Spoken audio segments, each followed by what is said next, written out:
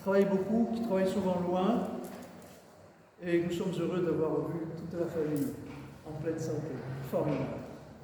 Aujourd'hui, c'est une grande fête, bien sûr, la fête de la transfiguration de notre Seigneur Jésus-Christ. Et notre apôtre, c'est l'apôtre préféré, Paul, l'apôtre Paul, nous en parle aussi quand il nous parle, comme d'habitude, du royaume éternel et comment le royaume éternel s'ouvre à nous et comment il apparaît, comment nous pouvons l'atteindre.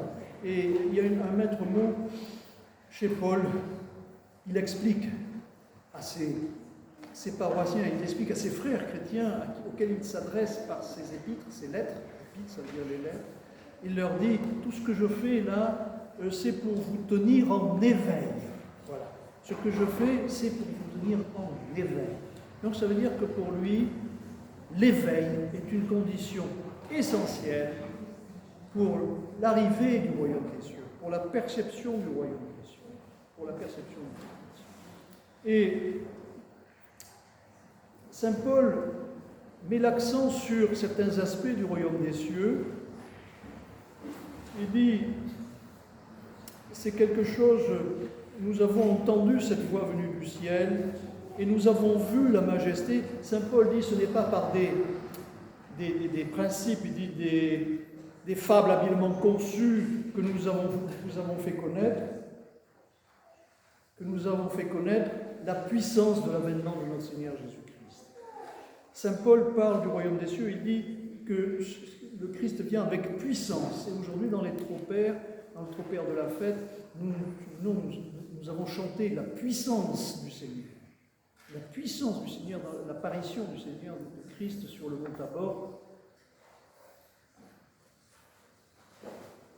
La puissance du Christ sur le mont Tabor, il est question de puissance, c'est-à-dire que le royaume des cieux apparaît avec puissance. Et cette puissance-là, Saint Paul précise bien que ce n'est pas un précepte, un principe, ce n'est pas une théorie, ce n'est pas, comme il dit, des fables habilement conçues. Et le mot fable, je pense, est très mal traduit.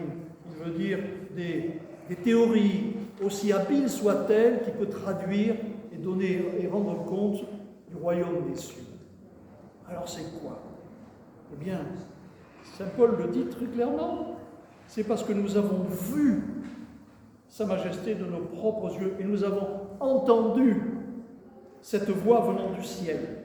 Saint Paul fait référence à ce qui s'est passé sur le mont Tabor. Et la voix qui vient du ciel qui dit « Celui-ci est mon fils bien-aimé ».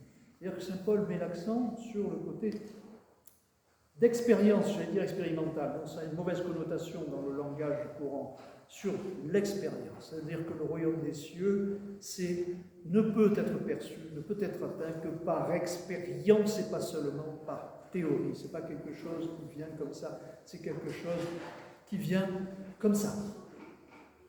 Et c'est sur quoi finit Saint Paul, et ainsi, d'autant plus certaines paroles prophétiques à laquelle vous faites bien prêter attention, comme une lampe qui brille dans un lieu obscur, jusqu'à ce que le jour vienne apparaître et que l'étoile du matin se lève dans vos cœurs. Jusqu'à ce que l'étoile du matin se lève dans vos cœurs. Le royaume des cieux, il apparaît avec puissance et majesté dans nos cœurs. Et ça, Saint Paul, c'est important, et Saint Paul en parle plusieurs fois, il en parle souvent, parce qu'il y a encore beaucoup de juifs. Saint Paul ne s'adresse pas aux juifs, il s'adresse aux gentils, mais pas que, il y a aussi des juifs, mais il est d'une double culture, il est aussi de la culture juive. Souvenez-vous que Saint Paul était un zélateur du judaïsme avant d'être converti et de devenir, avant que Saül devienne Saint Paul, c'était un zélateur du judaïsme, il connaissait parfaitement le judaïsme, et il sait très bien que parmi les juifs, il y en a beaucoup qui attendaient la venue du royaume terrestre, de l'empire du Christ sur terre. C'est pour ça que Saint Paul insiste. La puissance, la venue du royaume avec puissance, elle se fait dans le cœur. Elle ne peut que s'expérimenter dans le cœur. Alors, dans cet évangile, ce bel évangile, étonnant, brillant, culminant, j'ai envie de dire, de la transfiguration sur le mont Tabor. Et quand le Christ, emmenant avec lui 3 de ses disciples, et transfiguré. Alors, l'Évangile nous décrit en quoi consiste la transfiguration. La transfiguration, c'est qu'il apparaît tout d'un coup tout blanc. Son visage, ses vêtements rayonnent de lumière. On peut comprendre qu'ils, même s'ils étaient colorés, ils ne sont plus colorés, ils sont blancs, rayonnants de lumière. La lumière qui contient toute lumière. Et c'est intéressant, petite parenthèse vite sur cette image de la lumière et de la lumière blanche. Nous portons des habits, nous portons des vêtements, nous sommes dans un monde qui est coloré. Mais qu'est-ce que c'est que la couleur? Pour prendre cette métaphore, la couleur, nous voyons des couleurs parce qu'il y a une partie de la lumière qui est retenue. La lumière comprend toutes les couleurs, la lumière blanche, la lumière d'origine, mais nous voyons, nous percevons certaines couleurs parce que les autres sont retenues. Et bien lors de la transfiguration, plus rien ne retient plus aucune couleur. La lumière totale apparaît. C'est pour ça que les vêtements n'ont plus de couleur, tout est transparent et tout reflète et brille de cette lumière pleine et totale de la lumière divine. Et alors, pour faire écho à l'épître, ou plutôt c'est l'épître qui fait écho à cet évangile, dans cet évangile, je veux remarquer, j'attire votre attention sur certains aspects très pratiques. Il y a cette lumière, déjà, elle est sous forme de nuée. C'est-à-dire que c'est pas que la lumière, cette lumière, elle a une consistance. C'est un peu bizarre déjà. On imagine difficilement une lumière qui a une consistance. Et pourtant, cette lumière-là, c'est la nuée. Le Christ apparaît avec Moïse et Élie dans une nuée. C'est-à-dire que cette lumière-là est particulière. Elle a une certaine consistance. Et le Christ touche ses apôtres. Jésus s'approchant les toucha. Et les apôtres ont entendu, les apôtres ont vu cette nuée. Les apôtres ont entendu la voix du Père. Les sens sont mobilisés. Et la nuée a une certaine consistance. Ce n'est pas un rêve, ce n'est pas du tout une évaporation, une manifestation vaporeuse. C'est une manifestation incarnée. Et c'est ça qui est particulier dans cette fête de la transfiguration. Cette fête de la transfiguration, elle est à la fois terrestre et à la fois céleste. Elle est les deux en même temps. Elle est les deux en même temps. Et on voit dans cette apparition de la lumière, dans la transfiguration, cette traversée du royaume des cieux, traversée au travers des apparences, c'est dans les deux sens, si on y réfléchit bien.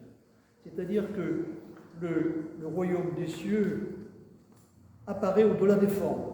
On pourrait dire peut-être en deçà des formes. Bon, ça dépend dans quel sens on regarde. Et dans l'autre sens, les hommes qui sont habituellement extérieurs à ça voient au travers des formes. Au travers des formes, on voit la réalité qui se cache derrière les formes. Alors c'est un peu dans les deux sens, dans le sens de l'apparition et le sens de la vision. C'est important de le souligner simplement.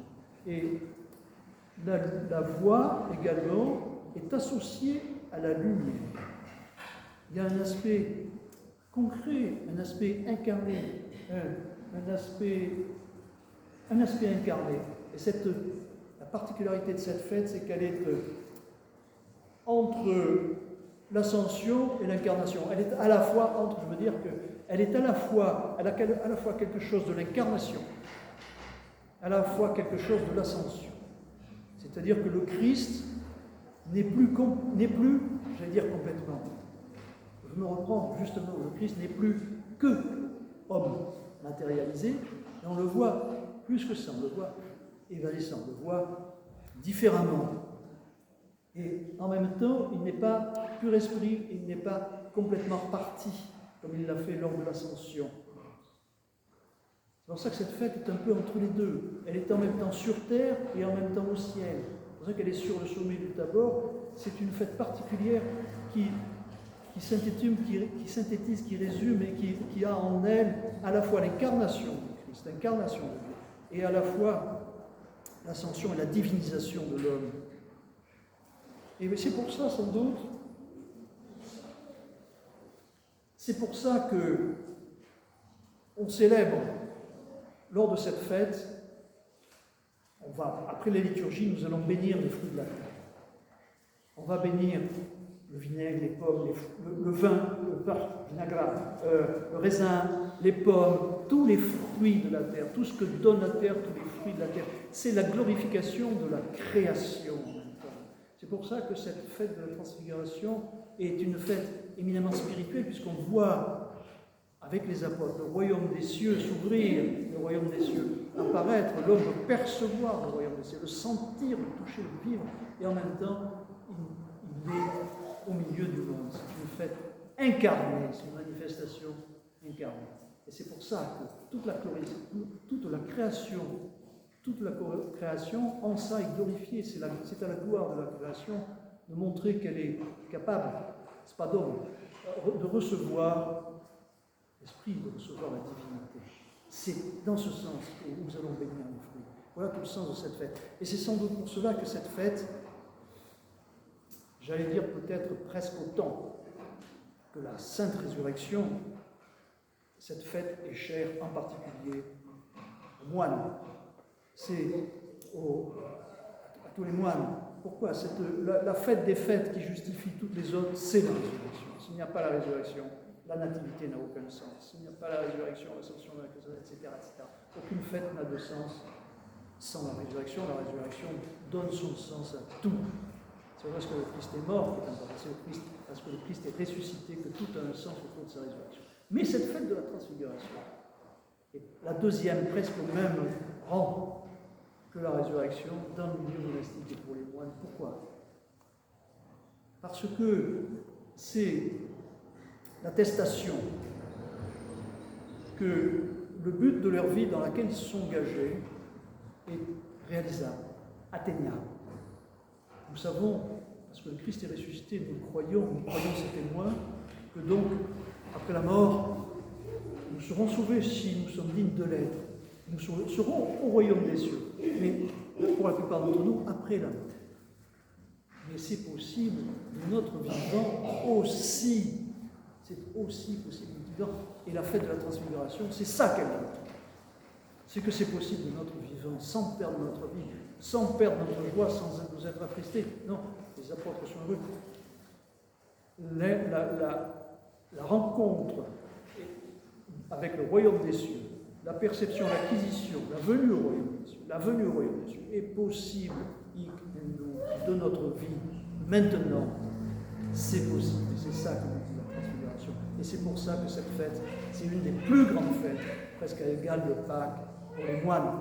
Le moine qui s'est engagé, qui engage sa vie, qui renonce à tout, dans un seul but, la divinisation. La divinisation, ça ne veut pas dire, pas dans le sens où la société moderne entend, la société moderne qui a une acception très réduite et minimaliste des mots. Non, la divinisation, dans le sens, c'est atteindre le royaume des cieux, atteindre la connaissance, connaître Dieu et vivre avec Dieu. Et c'est ce que nous souhaitons à tous les moines et moniales. Et je vous demande aujourd'hui d'avoir une pensée particulière pour notre chère sœur Nectaria, qui n'est pas là aujourd'hui parce que sans doute elle a voulu rester dans son ermitage pour cette fête des fêtes. Fête des fêtes pour une moniale, et en particulier pour une moniale dont l'ermitage s'appelle le Mont Tabor. Elle a choisi pour nom de son ermitage le Tabor. Donc ayons une pensée particulière pour elle à ce moment-là.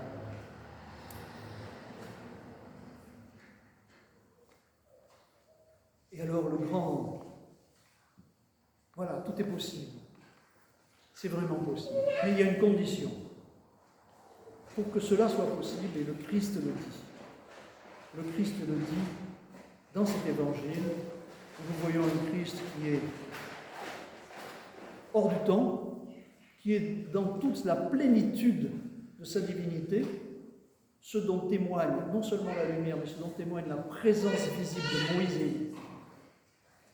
C'est-à-dire de personnages, de prophètes, personnages qui ont existé dans l'histoire, des personnages qui sont historiques, qui ont une réalité au niveau humain et historique, et qui étaient dans le temps, très longtemps avant. Et pourtant, ils sont là. Ils sont là, ils ne sont pas là comme une image sur un mur, une image qui flotte. Ils sont là, vrasgavoi, et ils discutent avec le Christ. Ils sont bien là. Ça veut dire que le Christ, lors de cette manifestation, se manifeste dans la plénitude de sa divinité, qui est au-dessus, au-delà, qui est hors du temps, qui est à la fois dans le temps, et qui est à la fois plus que le temps. Avant que le monde fût, je suis. Disait le Christ, je suis l'alpha et l'oméga. Alors tout ça, ça peut troubler, mais en même temps, ça peut réjouir, ça peut rendre heureux. Et c'est ce sont les apôtres qui, dans un premier réflexe, ont eu peur en voyant tout cela, un réflexe humain, et se sont plongés par terre, la face contre terre, parce que dans un réflexe humain, ils ont eu peur. Mais là, le Christ, vraiment Dieu, et vraiment homme, est venu et les a touchés. Il leur a dit, le maître mot, levez-vous et n'ayez pas peur. Alors, à la suite des apôtres, dans la joie de cette manifestation, dans la joie de la résurrection et de cette manifestation toujours présente, levez-vous vers Dieu et n'ayez pas peur. N'ayez pas peur.